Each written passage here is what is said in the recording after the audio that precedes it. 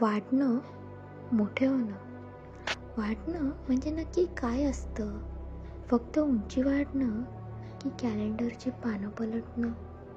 मला वाटतं वाढणं म्हणजे एका दुकानासारखं आहे, जिथे एक वस्तू दिली की दुसरी मिळते. आम्ही निरागसता दिली आणि मोठेपणाची जबाबदारी घेतली. आठवतंय लहानपणीचे ते दिवस. जगाची चिंता नव्हती, फक्त आत्ताचा आनंद होता. एक चॉकलेट, एक सायकलची राईड, बस आयुष्याची कमाई झाली. प्रश्न होते पण उत्तर शोधण्याची घाई नव्हती.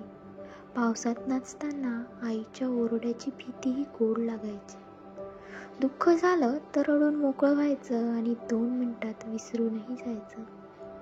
लहानपणी आपले अश्रू पाणी होते, ते सहज वाहून जायचे आणि हसू फक्त हसूच होतं. त्यामागे कोणताही मुखवटा नव्हता. आपल्याला वाटायचं मोठे झाल्यावर आपण सगळे निर्णय घेऊ, पण कळलंच नाही मोठे झाल्यावर निर्णय घेणं नाही तर निर्णयाचं ओझं पेलावं लागतं. आता बघा, आपण मोठे झालो. चेहऱ्यावर हसू आहे पण मनात हजारो गोष्टींचं टेन्शन आहे. आता अश्रू पाणी राहिले नाही तर ते जबाबदारीचं ओझं झाले आहेत. ते आता सहज वाहत नाही, त्यांना लपवावं लागतं. आपल्याला कळतंय की रात्रीची शांत झोप विकत मिळत नाही आणि प्रत्येक गोष्टीत मी बरोबर असण्याची गरज नसते. आपण शिकलो आय एम फाईन बोलायला जेव्हा आतून सगळं तुटलेलं असतं. आपण आता आपल्या स्वप्नांसाठी नाही तर EMI आणि बिलसाठी धावतोय. आपण मोठे झालो आणि मग कळून चुकलो. मोठं होणं म्हणजे काही मिळवणं नाही तर खूप काही गमावून टाकणं आहे.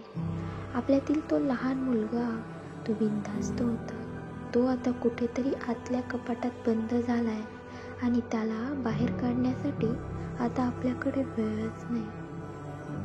पण एक गोष्ट खरी आहे, वेळेला थांबवता येत नाही आणि वाढणं थांबवता येत नाही. मोठं होणं म्हणजे वॅक्सिनेशन घेण्यासारखं आहे. सुरुवातीला वेदना होते पण ते आपल्याला या जगाशी लढण्यासाठी तयार करतं. जर तुम्हाला तुमचा लहानपणीचा आनंद परत हवा असेल तर त्या लहान मुलाला पुरेसा वेळ द्या. त्याला आठवण करून द्या की आयुष्य अजूनही सुंदर आहे. फक्त आता तुमच्या हातात सायकल नाही तर भविष्याची स्टिअरिंग आहे. स्वीकारा हा बदल आणि पुढे चला.